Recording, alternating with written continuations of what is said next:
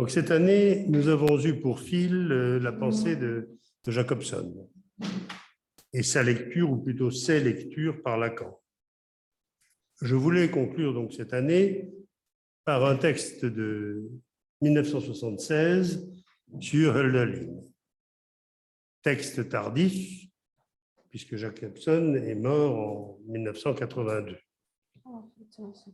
Mon idée était de donner suite aux travaux présentés par Claire Garçon sur le poète Klebnikov et par Marie Selin sur l'autisme, car Hölderlin, qui a été considéré comme schizophrène, est le plus célèbre poète allemand du XIXe siècle.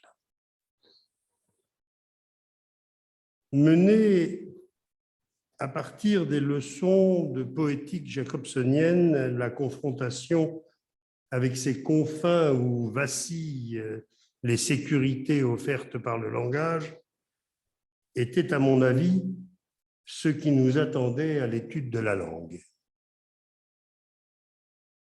Approcher ce vacillement dans la grande poésie, dont on a pu dire, et nous verrons que ce n'est pas avéré, qu'elle s'est faite aux alentours de la folie,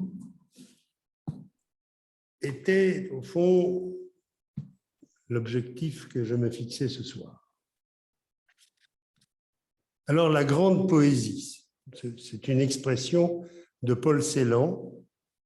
Il nommait ainsi cet état où un poète en vient à être la poésie même, ou en termes jacobsoniens, que ces poèmes soient la fonction poétique que nous connaissons maintenant, devenue œuvre. Il n'y a nul pathos à cela, rien à voir avec la parole de Heidegger, Hölderlin ou l'essence de la poésie. Nous allons voir Jacobson démontrer strictement que des poèmes peuvent être la fonction poétique devenue œuvre. Je n'ai pas cité Paul Celan par hasard. Le poème de sa visite à Tübingen, dernier séjour de Hölderlin, nous dit que si un homme parvient à dire quelque chose de notre temps de détresse, il ne le peut qu'en balbutiant, qu'en bredouillant, qu'en babillant, qu'en bégayant. Et bien sûr, Celan pense à l'idée talmudique selon laquelle Moïse était bègue. Ces termes de balbutier, bégayer, se disent en allemand lallen, L-A-2-L-E-N. C'est bien le mot qui nous fait revenir à notre néologisme, la langue. Celan avait saisi cela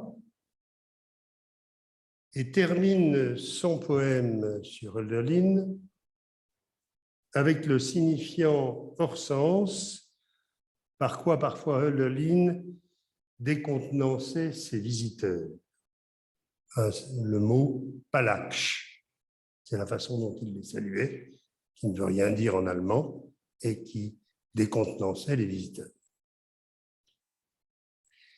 Le poème qu'étudie Jacobson dans son article a pour titre « Die Aussicht », la vue au sens de ce que l'on voit depuis un point de vue, le paysage, la perspective. Hölderlin y annonce « Le souvenir est aussi pour les hommes dans les mots ». Souvenir du plus intime de soi, marque qu'imprime le poète sur la langue et qui le rend immortel, alors que les grands généraux, les présidents et même les rois que l'on nomme que par leur numéro sans plus souvenir de qui ils étaient, s'effacent de la postérité. Le dernier chapitre de la charpente phonique du langage, le dernier grand livre de Jacobson, a pour titre « La magie des sons du langage », en anglais « The Spell ». Vous connaissez la chanson « Spell on You ».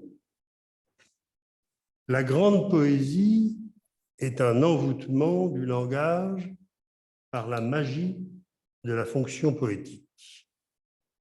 Ainsi envoûté, comment s'étonner que le poète passe pour fou? J'ai eu, en préparant ce travail, deux petits obstacles, de petites difficultés qui sont en fait de grandes difficultés. La première est que je n'avais pas vraiment lu ce texte de Jacobson sur Hölderlin, je le connaissais un peu, et je me suis aperçu que les traductions anglaises et françaises, parce que ce texte a été écrit en allemand par Jacobson, ces traductions anglaises et françaises supprimaient toute la partie technique du texte, la partie où Jacobson étudie à proprement parler la langue de Hölderlin. Je vous en parlerai tout à l'heure.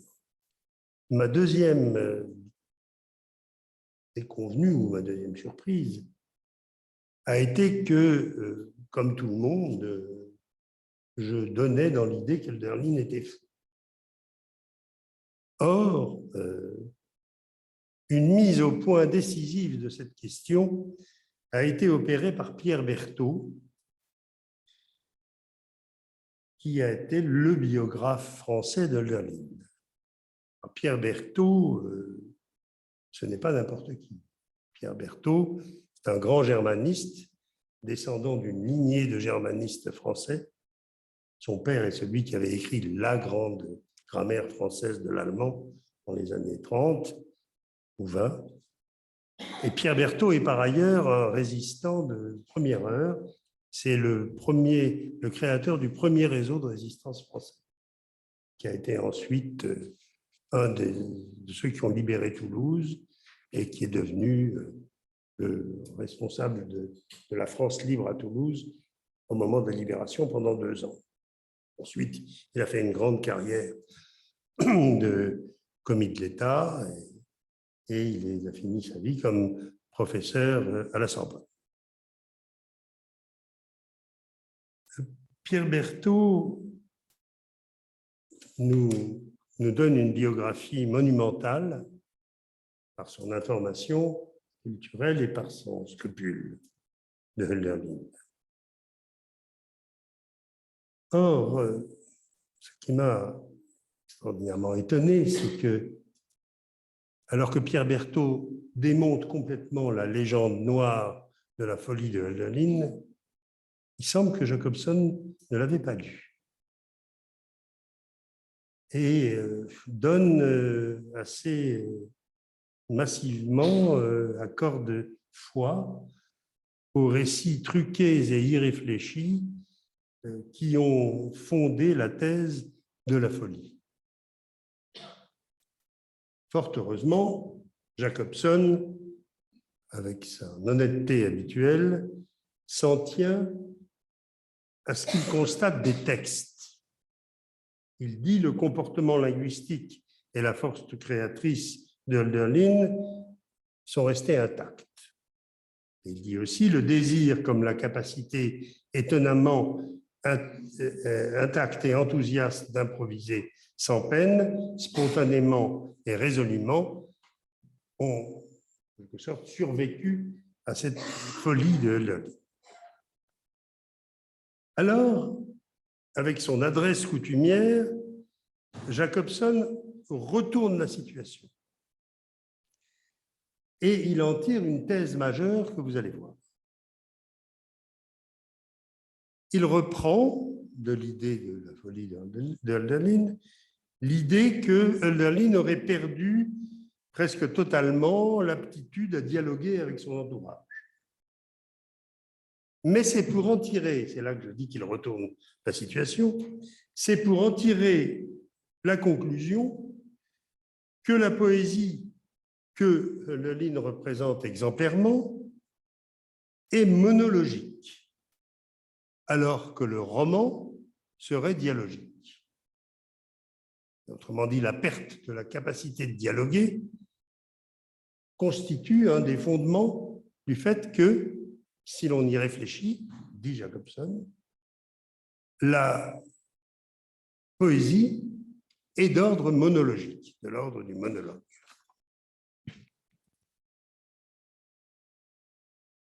Par cette thèse, Jacobson développe une des définitions de la fonction poétique dont je vous ai donné le détail en octobre dernier. La dimension monologique de la poésie est la conséquence de ce que la poétique soit un message dont la signification réside en lui-même. Autrement dit, plus encore qu'en sa forme, dans un centrement sur son acte. Et c'est bien une des leçons principales que nous apporte l'avant-garde littéraire du XXe siècle jusqu'à l'art abstrait. C'est pourquoi je disais tout à l'heure que la grande poésie, c'est la fonction poétique faite œuvre, ou disons assumée comme acte, voire même une extension telle de cet acte qu'elle prend le pas sur toute une vie. Nous sommes là dans une zone de suspens entre l'insensé et le hors-sens. Rappelons, l'insensé et le hors-sens, c'est-à-dire entre la folie et le réel. Rappelons que Lacan, lorsqu'il étudie le discours de Schreber, montre que les rapports du code et du message sont subvertis. Chez Hölderlin, dans la marche de ses poèmes, que l'on a voulu décrire comme vers la nuit de la folie, ce qui se passe, c'est que si on s'arrête sur ce seuil, nous allons le voir avec la lecture, en quelques mots, d'un poème « Wenn aus der Ferne », si depuis les lointains. Ce poème sera chez Hölderlin le dernier à invoquer la bien-aimée disparue, 20 ans avant la mort du poète. Les pronoms personnels, qui sont l'outil de l'aspect communicationnel du langage, y fonctionnent encore. Mais ce sera une des dernières fois. Or, au fur et à mesure de la lecture de ce poème, il s'avère que c'est la femme aimée qui parle.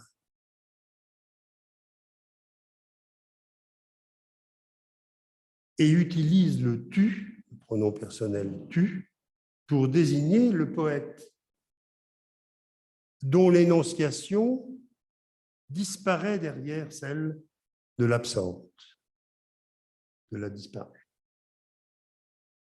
Je cite seulement la dernière strophe. Qu'ainsi tu sois seul dans la beauté du monde, toujours tu me l'affirmes, mon amour. Mais tu ne sais pas. Elle dit que Hölderlin vient ou vit dans sa solitude avec la beauté du monde pour seul vis-à-vis, et ainsi se désigne qu'il vit dans un monde déserté, qu'il vit l'absence. Et par l'acte même de ce poème, son énonciation à lui se résout en une parole d'absence. Absence qui est donc devenue celle de lui-même. En conséquence, les éléments dits de communication ou dialogiques vont disparaître de son écriture. Pronom personnel, possessif référé à un sujet, shifters, vous savez, qui sont les marques du sujet de l'énonciation dans l'énoncé, voici, remarquez que, etc. Et toutes les formules qui signalent dans l'énoncé le sujet de l'énonciation. Le final que je viens de vous lire du poème, mais tu ne sais pas, énigmatique, c'est un déchirant verdict pour conclure que le poète, à qui il a disparu dit cela, n'est pas maître de quelque savoir sur lui que ce soit. Peut-on y voir un refus de communication et l'attribuer à de la maladie mentale? Quelques propositions pour m'opposer à cette interprétation. Ce que met en œuvre Hölderlin à cette prix de désubjectivation qui traque toute trace du sujet dans son propre texte, c'est un dire à l'état pur, sans autre intention. Nous allons voir ce soir que ça suppose une stricte réceptivité aux choses du monde. Le poète tente d'ouvrir à un réel indépendant des prises du sujet. Interprétation, pathos, surimposition de sens, etc. Je vais essayer de donner cours à cela, mais pour l'instant, concluons sur ce que la notion jacobsonienne de position monologique de la poésie nous enseigne. Quant à une dimension monologique de la langue. Je dirais d'un trait que se formule ainsi la monojouissance de la langue. Dans la troisième, texte de 74, Lacan annonce son « se jouit », qui pour nous, désormais, remplace le « je suis » du cogito cartésien. Et quelques instants plus tard, vient une des formules qui nous est bien connue dans ce séminaire, l'inconscient est un savoir inscrit dans la langue. Le se jouir, la monojouissance propre à l'un irréductible d'une jouissance singulière, par le trauma et la fixation, est-ce folie?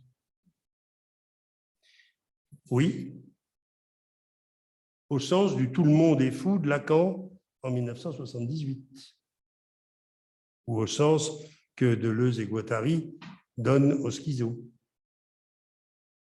Alors, la formule que Todorov, qui est l'éditeur du texte de Jacobson sur Hölderlin, donne dans sa préface, la poésie plus forte que la folie, peut nous convenir, même si elle transporte le mythe romantique du poète fou, puisque la poésie fait œuvre à partir du se jouir et prend tous les risques. Mais ce qui va plus loin que ce constat éthique quant à la folie, et que l'expérience tragique, je vais revenir sur le terme de tragique, l'expérience tragique de l'absence faite par Hölderlin, c'est que cela le porte à soutenir l'approche d'un réel déserté de la présence. Or, la présence est un des noms que les métaphysiques et les théologies donnent à l'être. Autrement dit, cette position hölderlinienne va jusque-là, va jusqu'à traquer toute métaphysique de la présence. Alors, je donne un petit moment sur la question de la folie. Un des deux problèmes qui m'avaient bousculé au début de cette présentation. Je vous disais que Pierre Berthaud a démonté la légende noire, celle de la folie de Hölderlin, colportée de 1000 manières pendant 2 siècles. Elle ne devait sa solidité qu'au défaut de scrupules des commentateurs, mais avait l'avantage de valider le mythe romantique du poète maudit. Alors, mon rôle n'est pas de faire la biographie de Hölderlin ce soir. Lisez Berthaud. Vous voyez sur Internet, il y a des interviews de Berthaud. On le voit devant la prison dans laquelle les pétainistes l'avaient jeté, qui était comme par hasard une tour. Et vous voyez, vous allez voir l'importance de la tour. Je m'en tiendrai juste à quelques éléments principaux, 3 exactement, qui importent pour notre recherche. Alors, Hölderlin est né en 1770, c'est-à-dire qu'il est de la génération de ceux qui ont eu 20 ans au moment de la Révolution française. Et comme beaucoup des jeunes Européens de cette époque, il s'en est enthousiasmé. Parmi eux, un petit groupe d'étudiants du sud de l'Allemagne, dont rien moins que Hegel et Schelling, condisciples de Hölderlin au séminaire luthérien de Tübingen. Deuxième point, Hölderlin, le condisciple de Hegel, son ami, était un grand philosophe tout jeune. Tout jeune, il a conçu avec Hegel ce que l'on a appelé le programme de l'idéalisme allemand, qui était au fond une tentative de dépasser la scission entre la chose et ce que l'on en connaît, qui avait été la position fondamentale de Kant. Cela sera tout à l'heure pour nous d'une grande importance.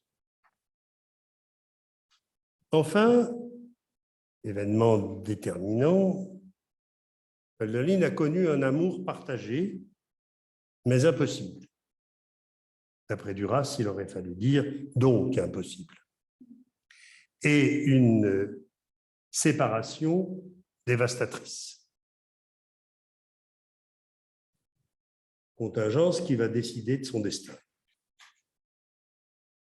Depuis la mort de la femme aimée, il a 25 ans, 27 ans, il vivait dans la solitude et l'étude. C'est alors qu'il est accusé d'avoir participé à un projet absurde d'assassinat du duc de Wurtemberg par un petit groupe de jeunes révolutionnaires. Pour qu'il ne soit pas jeté en prison, on décide de le faire passer pour fou. Il est alors confié à un médecin qui a ouvert une clinique d'accouchement à Tübingen et qui est friand de s'occuper de cet aliéné qu'on lui amène de force et qui résiste, vitupère et se bat. S'ensuivent 8 mois de supplices médiévaux dont les aliénistes avaient alors la pratique. L'ayant brisé, on le déclare guéri. Il est placé chez un menuisier de la ville qui dispose d'une petite chambre dans une tour, et c'est là qu'assigné à résidence, Hölderlin restera jusqu'à sa mort pendant 36 ans. Ce sont les récits plus ou moins imaginaires de gens qui ont visité Hölderlin dans la tour ou simplement ont entendu parler de lui, qui ont accrédité la thèse de la folie. Berthaud dit qu'il a enquêté là-dessus quasiment comme un juge d'instruction sur la construction de cette légende. Il distingue plusieurs sortes de soi-disant témoins. Il y a eu les malhonnêtes, intéressés à exploiter le personnage de Hölderlin pour se faire connaître comme littérateur, voire comme poète, et parfois simplement lui volant ses écrits qu'il jetait sur ce qu'il trouvait chez le menuisier pour écrire. Le typique de cela, c'est le premier soi-disant biographe de Hölderlin, Weiblinger, un bonhomme très mauvais aloi qui s'est fait connaître en inventant la thèse d'un fou qui avait séduit la femme d'un banquier. Truc à sensation de l'époque, il a fait connaître un petit peu. Ça, c'est pour les malhonnêtes. Il y avait aussi les amis, devenus grands professeurs de philosophie à l'université et qui l'ignorèrent définitivement. Et il y avait la famille qui attendait impatiemment sa disparition aux fins d'héritage. Enfin, les psychiatres, qui, sans l'avoir vu, parleront pendant un siècle et demi, au mépris de toutes nos règles, sur la simple foi de Racontard, en en faisant un cas pathologique. Alors, je ne vais pas m'engager plus loin dans ce récit, et entrer dans le détail de cet étonnant éclairage sur la façon dont s'écrit l'histoire. Et je citerai simplement Bettina von Arnim, une longue citation dont je n'ai pas beaucoup l'habitude, mais qui, par sa portée, tranche avec ce qu'on vient de dire. Elle avait rencontré Sinclair, le copain de Hölderlin, qui avait ourdi le complot et qui l'avait fait passer pour fou. Bettina von Arnim est femme de Achim von Arnim, qui est un poète romantique, était elle-même femme de lettres. Je cite un peu longuement, excusez-moi. Les poèmes que Sinclair m'a lus de Hölderlin, dispersés dans plusieurs almanachs, ah, quelle créature sacrée que la langue! Il avait fait alliance avec elle. Elle lui a donné sa magie la plus intime, la plus secrète, non pas comme à Goethe, à travers la vierge intériorité du sentiment, mais par son contact personnel. Oui, il faut qu'il ait vraiment baisé la langue. C'est ainsi, qui hante de trop près les dieux, il le condamne à la misère. Sinclair m'a donné le l'Oedipe de Hölderlin traduit du grec. On veut si mal le comprendre, m'a-t-il dit qu'on a vu dans son style des traces de folie, tant les Allemands sont ignorants des ressources de leur propre langue. Sur son instigation, j'ai donc étudié cet Oedipe. Nul doute, je te le dis, qu'il ne m'ait conduit sur des traces, etc., etc. Elle et elle seule émeut l'âme au point qu'on est obligé de gémir avec l'Oedipe du plus profond. Pour Hölderlin, je crois qu'une puissance divine l'a inondé de ses flots, et cette puissance, c'est le langage qui a noyé ses sens sous son afflux rapide, irrésistible, et quand les eaux se sont retirées, elles ont laissé ses sens affaiblis, la puissance de son esprit ébranlé, terrassé. Et Sinclair dit, c'est cela, et ajoute, mais l'écouter, c'est penser au tumulte du vent, car il est perpétuellement grondant d'hymnes qui s'interrompent comme le vent tourne. Alors on dirait qu'une science plus profonde le saisit, on abandonne tout à fait l'idée qu'il puisse être fou, devinant au contraire à ce qu'il dit des vers et du langage, combien il est prêt d'en éclairer le secret divin. Après quoi tout rentre dans l'obscurité, il sombre dans l'incohérence et désespère de jamais se faire entendre.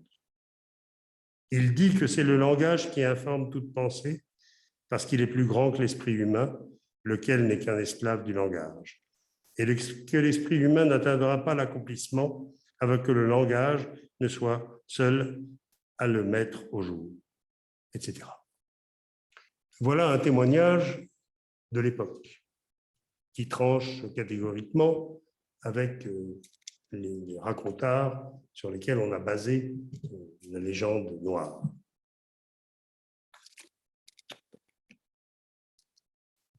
Alors, il faudrait maintenant en venir à l'étude du texte lui-même, par exemple, du texte de Die Aussicht, la vue, choisi opportunément par Jacobson, mais impossible.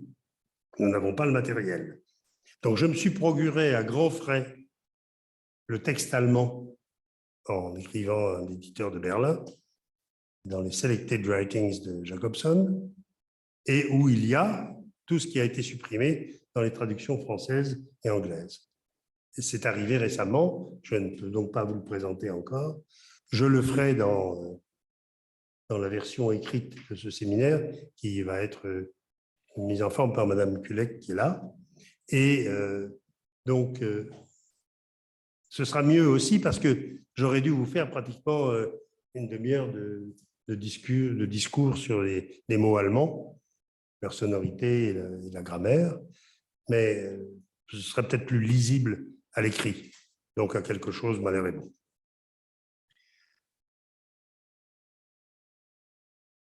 Alors, nous allons, à défaut de possibilité de suivre Jacobson et d'une textuelle, ce qui nous intéresse au premier chef pour la langue, nous allons prendre les choses par un autre biais, par la poétique de Hölderlin. La poétique de Hölderlin nous amènera à ce que je vais essayer de vous montrer comme la nécessité, au sens lacanien du terme, de la poésie. Faisant fond sur la poétique de Jacobson, nous avons reçu la thèse d'un dire monologue désubjectivé, soit un dire directement engagé dans le texte, sans trace du sujet de l'énonciation. Dire, ce terme si important pour nous, est à ce titre une des traductions françaises du verbe allemand dichten, qui veut dire poétiser, écrire de la poésie. Le poète Michel de Guy fait cette remarque en traduisant un des textes de Heidegger sur Hölderlin. Nous affirmerons que cet état de désubjectivation est au plus près de ce que nous énonçons, nous, comme l'inconscient savoir sans sujet. C'est une remarque qui complète et est cohérente avec celle d'une monojouissance de la langue, que nous caractériserons précisément en étudiant les textes. L'inconscient savoir son sujet est donc en cohérence avec l'inconscient savoir inscrit dans la langue. De plus, cet état résolument désubjectivé impliquait que Hölderlin se soit soustrait au jeu de la communication et à ses semblants linguistiques, jusqu'à se ridiculiser afin de désorienter ses visiteurs de mauvais aloi.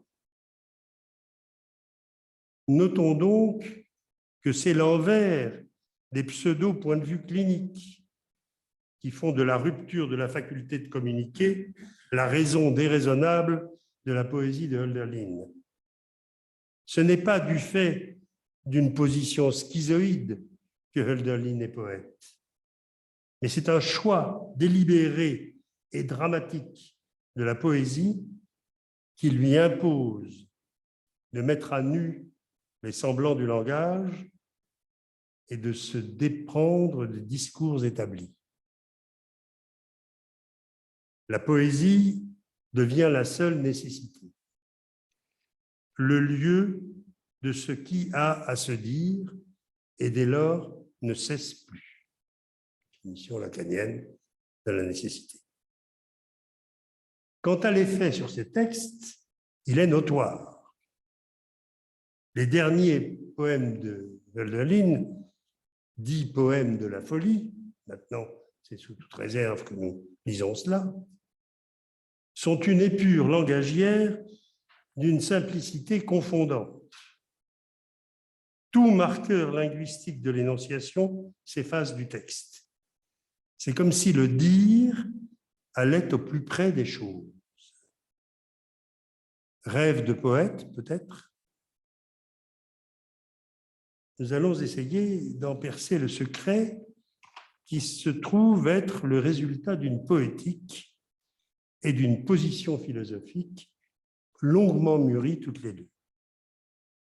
Car il y a une poétique hölderlinienne, c'est-à-dire une doctrine de l'acte et du fait poétique. En elle s'investissent des choix philosophiques qui vont nous mener loin. J'annonce tout de suite que cela nous concerne, car il y va de la question du réel et du jeu complexe d'approche et d'accroche de la langue à l'endroit du réel. Parler dans notre vocabulaire. Voyons comment Hölderlin y vient, lui, avec les notions théoriques de son temps et à travers sa pratique de la poésie. Donc la poétique hölderlinienne. Elle était connue depuis toujours, mais peu considérée et peu étudiée. Elle tient à deux ordres de textes. Son travail de traduction de la tragédie grecque et ses remarques sur ses propres traductions, d'une part, et d'autre part, des textes sur l'art poétique. Les premières, les traductions, ont été méprisées. Schelling ne se retenait pas d'en rire en les lisant en société. Quant aux textes de poétique, c'est-à-dire de théorie de la pratique poétique, elles ont été assez largement ignorées, car ils ont été ignorés car ils sont complexes et hautement philosophiques. Alors d'abord, les traductions d'Oedipe et d'Antigone de Sophocle. Elles ont contribué, comme je vous le disais, à l'isolement de Hölderlin et au refus de lui attribuer un poste de littérature ancienne à l'université, ce qui lui aurait peut-être permis de renouer un lien avec ses anciens amis philosophes qui, eux, faisaient carrière de leur côté sans se préoccuper de lui. C'est seulement un siècle et demi plus tard que ces traductions en allemand de Sophocle par Hölderlin seront mises en scène par Brecht. Brecht d'abord, puis par le Théâtre national de Strasbourg, sous l'impulsion de Philippe Lacoue-Labarthe, à qui l'on doit beaucoup de publications d'Hölderlin en français. Enfin, l'Antigone sera portée au cinéma par Jean-Marie Straub et sa femme Danielle Huillet, qui en a fait aussi une traduction en français. Traduction en français de la traduction allemande du texte de Sophocle. On s'aperçoit alors, au moment où cela devient intéressant, grâce à Brecht pour commencer, que Hölderlin, lorsqu'il traduit, réécrit l'œuvre. Ainsi ouvre-t-il la lignée des poètes traducteurs de poètes, Nerval, traduisant Goethe et Heine, donc 10 à 20 ans après Hölderlin, Baudelaire traduisant les nouvelles de Poe, Mallarmé les poèmes de Poe, et quelques autres, dont Paul Celan, traduisant Picasso, Mandelstam, Apollinaire, Shakespeare, pour ne citer que. Le problème que pose Hölderlin dans ses remarques sur les traductions de Sophocle est-il que le héros tragique est mené vers un sacrifice expiatoire, car il aurait enfreint les limites entre les dieux et les hommes, transgressé une loi sacrée. Question. C'était peut-être le thème de la tragédie que Hölderlin voulait écrire et n'a jamais achevé, Empédocle. Le philosophe, rejeté de la cité pour s'être voulu divin et qui se plonge dans le feu de l'Etna pour purifier le désordre politique. C'était peut-être, pour le jeune Hölderlin, la métaphore du révolutionnaire. Mais lorsqu'il en vient à ces traductions d'Oedipe et d'Antigone et à leurs remarques théoriques, la thèse s'est transformée, plus radicale et plus forte. Hölderlin est celui dont les dieux se sont détournés. Et là, nous ouvrons une nouvelle dimension de la question de l'absence, que nous avons vue tout à l'heure dans l'histoire même de Hölderlin et de son amour. La confrontation de l'humain avec les forces implacables de la nature a lieu dans un monde dont les dieux se sont absentés, enfuis. La tragédie est un état de deuil. En allemand ancien, la tragédie se dit Trauerspiel, c'est-à-dire jeu de deuil et de tristesse.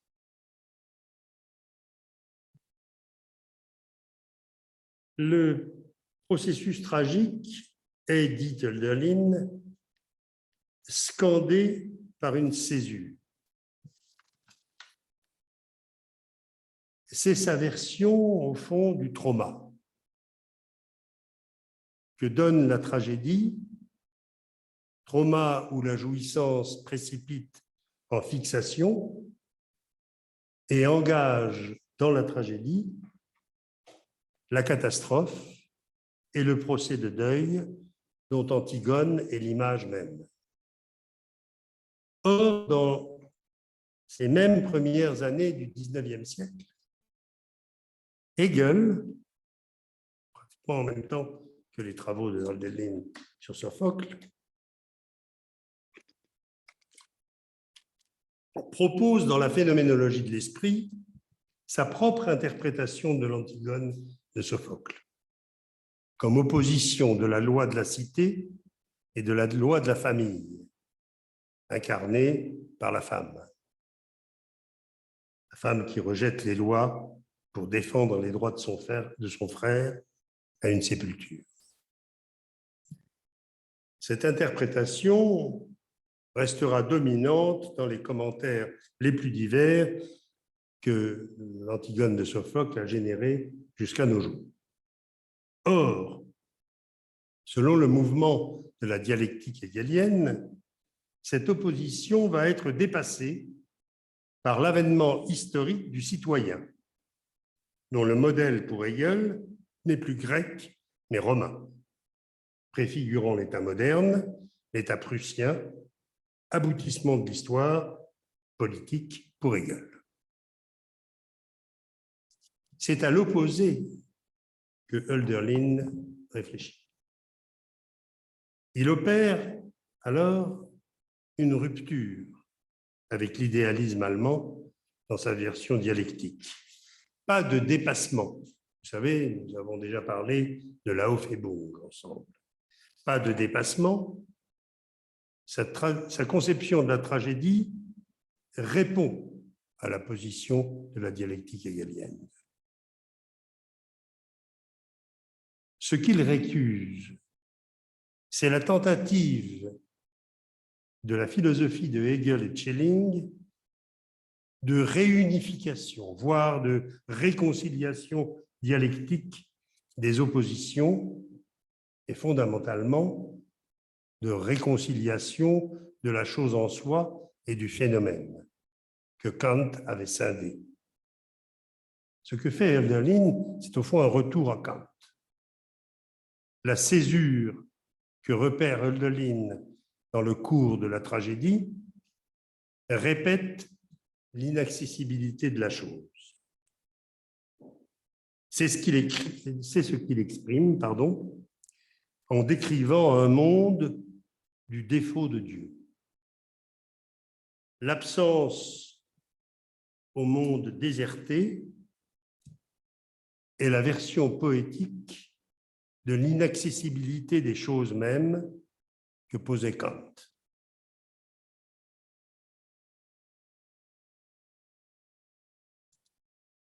C'est, au fond, la version tragique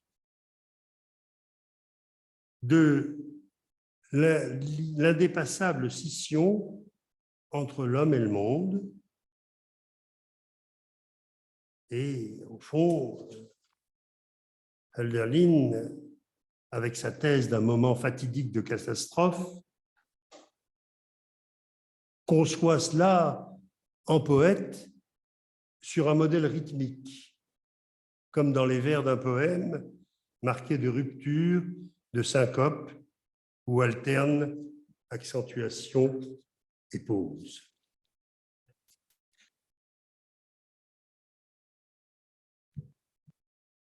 Je vous ai rappelé en quelques mots que le programme de l'idéalisme allemand, c'est-à-dire des philosophies de Hegel et de Schelling, était d'outrepasser la scission creusée par Kant entre la chose inaccessible, qu'il appelle chose en soi, et qui peut être connue par construction rationnelle, ce qu'il appelle le phénomène. Scission entre phénomène et nous-mêmes, entre connaissance et chose en soi. Eh bien, la version que Hölderlin en donne, c'est une version tragique. L'inaccessible chose en soi, c'est le monde déserté des dieux. Or, c'est précisément à partir de là que s'ouvre la perspective d'un art poétique, c'est-à-dire d'une théorie et d'une pratique de la poésie. Si le monde déserté par les dieux est une façon grandiose de dire ce que Hegel pose plus sévèrement comme la coupure de la chose et de la pensée des choses, on conçoit que la solitude endeuillée de Hölderlin y trouve son élément. Il traduit alors le poète grec Pindare. Il abandonne sa traduction de la tragédie et il en vient au poète Pindare. Et le poète Pindare, dit-il, parlait de l'objet très supérieur à nos sens trop faibles. La pratique de la poésie se définira alors comme un vis-à-vis du sentiment le plus intime de l'homme avec la puissance extérieure de la nature, c'est-à-dire des choses. Cela aura un prolongement chez Nietzsche avec l'œuvre d'art, confrontée à l'un originaire en tant qu'éternelle souffrance et contradiction, comme Nietzsche le dit dans La naissance de la tragédie au chapitre 4. Mais la voie hölderlinienne se dirige autrement que celle de Nietzsche, vers une sorte d'apaisement supérieur que Spinoza appelle acquiescement. Un oui au monde tel qu'aperçu depuis la fenêtre de sa chambre qui donnait sur le Neckar, la rivière qui traverse la ville de Tübingen. Il se contentera, au double sens du terme, de sa vue, cette Aussicht que repère Jacobson. Son art poétique, qui vient donc, est la conséquence de cette position philosophique. Et le maître mot de sa poétique sera la sensation. Là, une seconde d'allemand. La sensation se dit en allemand « Empfindung », qui comprend le verbe « finden » qui est « trouver ». Mais ce n'est pas la trouvaille. Ce n'est pas l'arrogant « je ne cherche pas, je trouve » de Picasso. C'est la réceptivité. Ce n'est pas ce que l'on prend, c'est ce que l'on reçoit. Une pure réceptivité anime les derniers poèmes, c'est-à-dire les poèmes des 20 dernières années de Hölderlin, une quasi-extase. Le texte de référence de cela s'appelle « La démarche de l'esprit poétique ». Nous en disposons grâce à un très très beau recueil édité par le philosophe français Jean-François Courtine, La poétique de Hölderlin, qui est paru il y a une quinzaine d'années et où il donne à peu près tous les textes et lettres qui nous permettent de lire cette poétique. Donc le texte, la démarche de l'esprit poétique, définit cette position de réceptivité comme ni trop subjective, ni trop objective. Or, cela n'est possible, dit Hölderlin, je le cite, que par la belle, sainte et divine sensation. Les longues années de captivité méditative du poète se condensent dans cette Aussicht, la vue, comme le mode de simple réceptivité. Elle est là, la simplicité, la transparence des derniers poèmes écrits sur plus de 20 ans. Dans la vue de sa fenêtre, au gré des saisons, ces poèmes font penser au haïkai, au haïku, on connaît parfois. Sa formule de la belle, sainte et divine sensation, Hölderlin la commente, ce n'est pas du pathos. Vous allez voir. La sensation est belle, car, dit-il, pas seulement agréable et unie. Elle est sainte, sans s'adonner seulement à l'objet, ni se rapporter simplement à l'impression intérieure, ni flotter entre l'intime et l'objet, mais tout cela à la fois. Elle est divine, car ni simple conscience, ni réflexion coupée de l'intime, comme de l'extérieur, et pas seulement harmonie intellectuelle. Alors, au fond, ce sont les multiples postures philosophiques quant au rapport de l'homme au monde, du sujet à l'objet,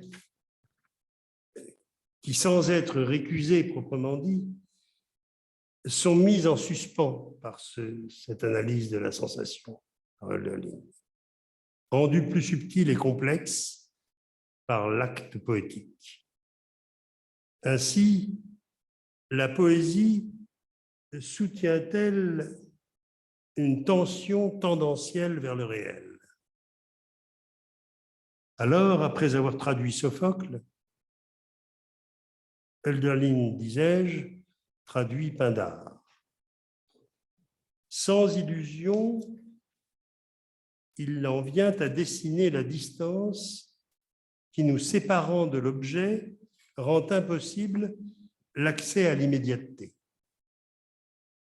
Il dit dans une de ses phrases fortes qu'il faudrait lire et relire, je cite, « On ne s'égare pas de sa propre faute ou par suite d'un dérangement, mais en raison du très haut objet en relation auquel, toute proportion gardée, le sens est trop faible. »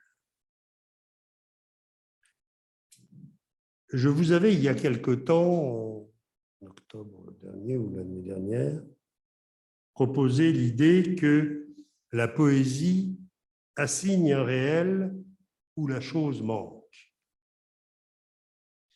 Mais cette tension est telle que c'est en renonçant à toutes les précautions et défenses, en soutenant la séparation, nous disons, nous, identité de séparation, la séparation d'avec l'objet, avec le monde, la nature, les dieux, sans dépassement possible de cette séparation, que la poésie se fait simple réceptivité. Walter Benjamin parlait de cela, de cette théorie de l'Empfindung chez Hölderlin, comme d'une pleine passivité, où il voyait la définition même du courage. Hölderlin est l'exemple de ceux qui l'ont assumé dans le discrédit, l'enfermement et la solitude. Cette position révoque les prétentions des philosophes de la conscience et de leur vieille lune, la conscience de soi, qui domine la philosophie de Hegel à Sartre. Récusation philosophique, donc, mais par la pratique créative, le choix de la poésie pour en finir avec les totalisations de l'idéalisme philosophique. C'est, disons-le tout net, une approche pas toute du réel. Voilà ce qui nous attendait à l'étude de la pratique poétique. Le reclus de la tour nous ouvre des portes. Je dois dire que pour moi, cette étude n'a pas été sans vertige. Même si je n'ai fait ce soir que entrebâiller les portes qu'il nous ouvre, donc balbutier, comme dit Celan, dans son hommage à Hölderlin, puisqu'il dit que c'est au mieux ce que l'on peut faire. Là. Pour conclure, la formule de Jacobson que nous connaissons, la fonction poétique met en relief le côté palpable des signes. Eh bien, on peut rapprocher cela de la conclusion du livre de Deleuze sur Bacon, dont on a parlé à ce séminaire, où Deleuze, qui voudrait établir une logique de la sensation, précisément, décrit pour finir la sensation qui se révèle dans l'œuvre de Bacon comme haptique, c'est-à-dire relevant de la fonction du toucher. Et Deleuze dit, quand la vue découvrira en soi une fonction du toucher qui lui est propre et n'appartient qu'à elle, distincte de la fonction optique. Voilà la version deleuzienne de la pratique du peintre et de son approche du réel, dont il faudra peut-être nous demander l'année prochaine si elle est distincte de celle de la poésie, voire de la musique. Pour ce qu'il en est de notre pratique, je reprendrai en octobre à partir du début de la question préliminaire de Lacan de 1957, en montrant que les présupposés philosophiques qui remontent à Aristote, une introduction du signifiant de la psychanalyse, ne pouvaient que conduire à la langue. Ce soir, je me suis contenté d'en faire l'introduction. Voilà.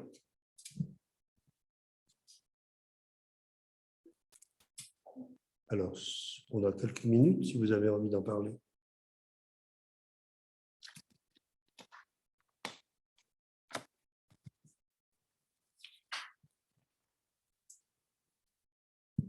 Mais je conçois que c'était un peu passif et qu'on peut en parler en octobre.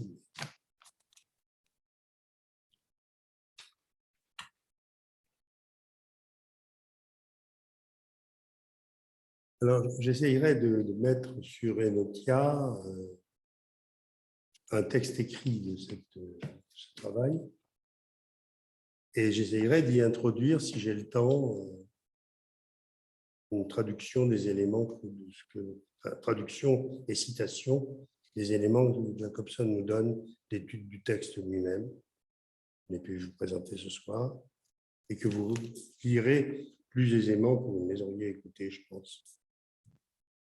Voilà. Je ne connaissais pas le dernier. Sinon, ça passe pas. Oui, je disais, je ne connais pas spécialement Hölderlin, donc j'ai passé mon après-midi à ouvrir des pages sur Internet. Donc, je suis d'autant plus surpris, effectivement, de ce que j'ai pu lire à l'aune de ce que vous racontez. Parce qu'encore aujourd'hui, tout est fait dans les premières pages qu'on peut ouvrir sur Wikipédia ou autre pour montrer la folie, démontrer la folie de Hölderlin. Mais les arguments sont probants, même. Jusqu'à dire, par exemple, que les 36 dernières années de sa vie ont tari son inventivité, sa créativité. Voilà. Les poèmes qui sont cités sont les poèmes de sa première partie de vie. Les 36 autres années nous sont décrits comme une simple fenêtre ouverte sur le Neckar et le jardin, à la façon qu'aurait un autiste, effectivement, de parcourir sa chambre en rond. Donc c'est troublant. D'autres pages mettent l'accent sur la dimension morbide, voire mélancolique, avec effectivement toutes les dimensions effectivement du deuil d'un père perdu très tôt, curiosité effectivement de le voir hospitalisé, interné à 36 ans, très précisément à l'âge où son père meurt, ses petites sœurs meurent, ses demi-frères meurent. Il y a comme ça tout un tas d'indices qui sont, voilà, qui sont récurrents et qui insistent pour nous montrer la folie de Hölderlin. Voilà, donc je ne sais pas, je vous écoute, j'ai lu, je n'ai pas cette distance encore. Oui, oui, tout à fait, j'ai vu effectivement très rapidement ce qui était dit.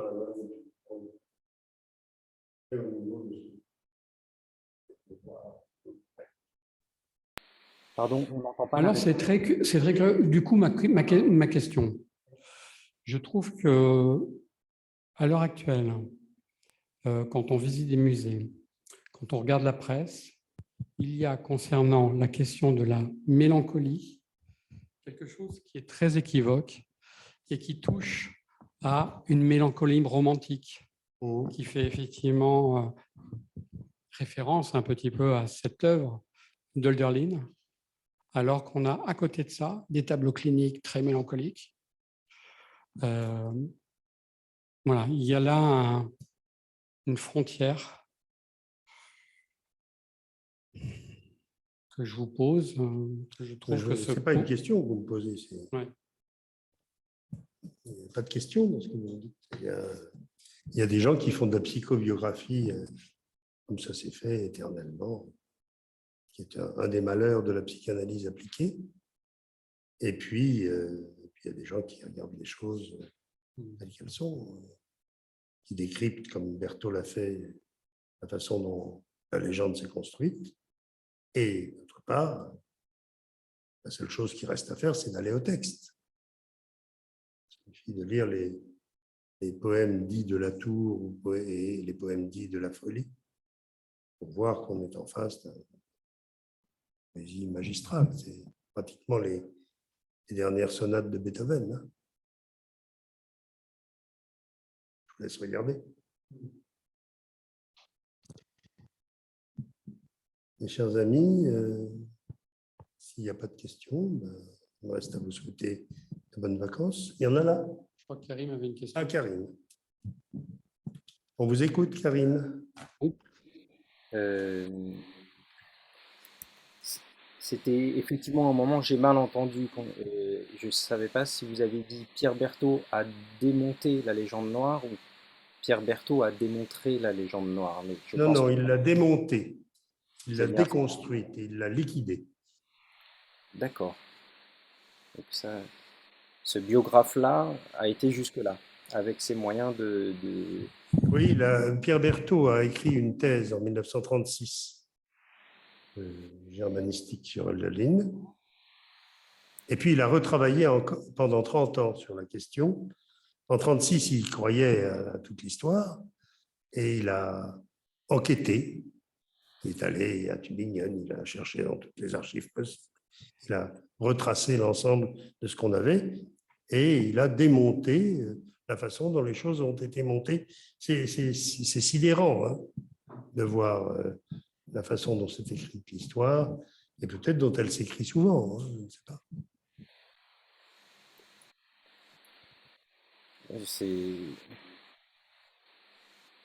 C'est étonnant ce contraste entre une accumulation de, de, de thèses et puis ce qu'un travail d'enquête démontre assez facilement, alors même qu'il part d'une conviction qui est le consensus. Oui. Lisez l'avant-dernier chapitre du livre de Berthoud, vous verrez, en 20 pages, les choses sont mises en place. Et puis surtout, lisez les textes de Hölderlin, vous verrez de quoi il s'agit.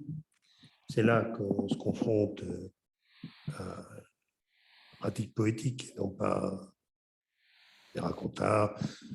C'est évident que les psychiatres adorent découvrir des poètes fous, voire même s'en faire une réputation. Quand on dit que Hölderlin a un problème du père et qu'on en fait sa thèse parce que le père est mort à 2 ans, on n'a pas fait une découverte majeure clinique. Hein. Tu parles du bouquin de Jean Laplanche? Tout à fait. Je connaissais Mais ce pas. n'est pas l'essentiel de ce que je voulais vous dire ce soir. L'essentiel de ce que je voulais vous dire ce soir est ailleurs que dans cette question de la folie. Je pense que vous l'avez entendu. Oui, d'ailleurs, il y a tout un passage. Je ne sais pas si vous m'entendez, en fait. Qui est-ce qui parle? C'est Christelle. Je ne sais pas. Oui, il y a tout un passage qui va assez vite, d'ailleurs, où une description de tout ce que n'est pas la sensation pour arriver vers la tension tendancielle vers le réel. Et tout un champ. Et vous êtes allé très vite à ce moment-là. Donc, on a navigué aussi. Mais vous avez rangé les papiers. Donc. Non, mais posez-moi les questions que vous voulez. Non, mais c'est ce passage. Voilà, j'aurais aimé renaviguer dedans, mais certainement que ce sera sur Inutia. Mais, oui, mais l'idée que, en se dépouillant de tout un tas de présupposés philosophiques sur les rapports du sujet et de l'objet, on peut accéder à une simple réceptivité des choses est une découverte de Hölderlin et une tension vers le réel à partir d'une position non totalisante. C'est ça. Donc, en fait, c'est un inventaire de toutes ces postures qui veulent prendre l'objet en totalisant la... C'est ça, c'est pour ça que j'ai dit qu'il ne s'agissait pas d'une prise, mais d'une réception. C'est ça. Je me suis permis la formule d'un accès patou au réel. Ou d'une approche. Et Deleuze a repris ce concept où il a lu Hölderlin, non. Je l'ai cité pour Bacon, et parce que son livre sur Bacon s'appelle Logique de la sensation. Oui, c'est ça. Et que sensation, c'est le concept que Hölderlin donnait pour son approche des choses. C'est ça, mais ça ne vient pas, enfin, Bacon n'a pas lu, Deleuze n'a pas lu n'a pas travaillé. Non, ce n'est pas un de ses textes. Par contre, il pose le problème de savoir si la sensation a une spécificité picturale. Cette spécificité étant d'être haptique, c'est-à-dire d'être de l'ordre du toucher, en plus d'être de l'ordre de la vision.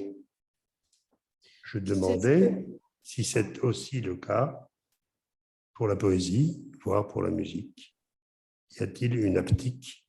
Y a-t-il une dimension du toucher? Et c'est pour ça que je citais cette formule de Jacobson. La fonction poétique nous fait approcher le côté palpable des signes, puisque palpable, c'est de l'ordre du toucher, n'est-ce pas? Mais nous aurons l'occasion de reparler de tout ça. Lacan, il a mis en avant la question de l'haptique. Tu m'entends? Oui, oui. Il a mis en avant la question de l'haptique partant de la vidéo, une vidéo à l'époque, une vidéo de Matisse qui a été filmée au ralenti, où Matisse est relativement de dos et où on le voit toucher. Il y a bien le côté touché qui va avec la question du regard, en fait. Hein. Maintenant, je trouve que la question que tu mets en avant par rapport à, en essayant de voir si quelque part on pourrait parler de l'haptique concernant la question de la poésie, faudrait voir ça avec le côté musicalité. Est-ce que la musicalité, ça se touche Question plutôt? ouverte. Oui, oui, oui. Question ouverte, ma chère. Oui. Il y a pas mal de questions ouvertes. Tant Donc, mieux. on continue l'année prochaine. Bonnes vacances. Bonnes vacances. Allez, ciao.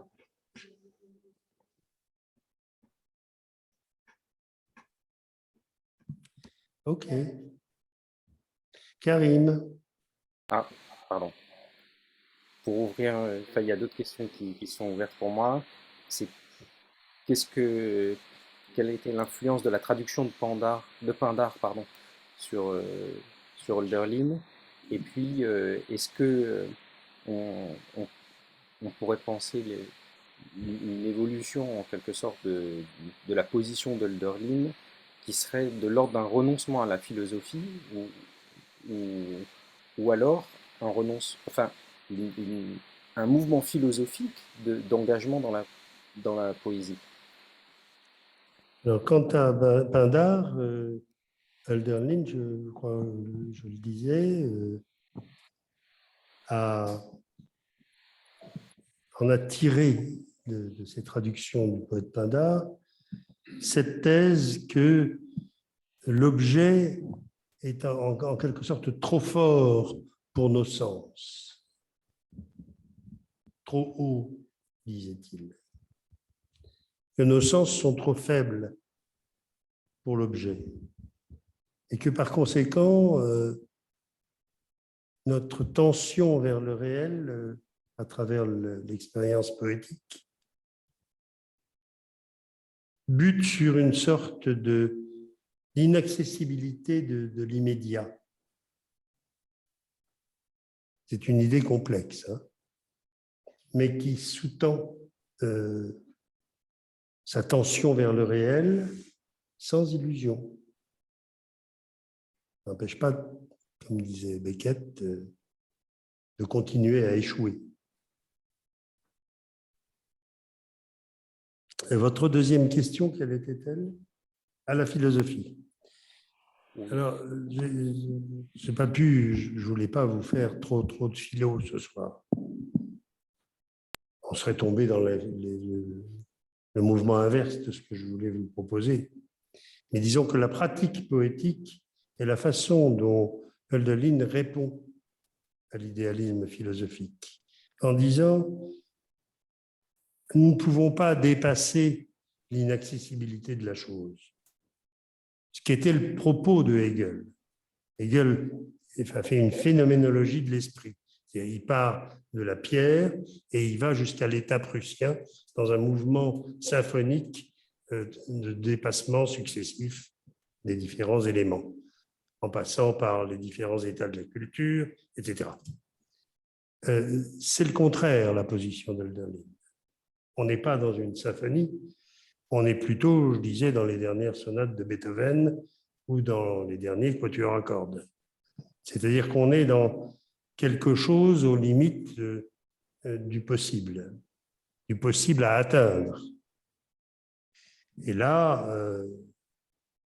c'est une récusation de l'idéalisme philosophique. C'est une position philosophique, mais non pas en énoncé théorique, mais instruite seulement de la pratique poétique et l'instruisant. Voilà la position de Hölderlin qui lui a valu sa solitude et sa simplicité. Merci.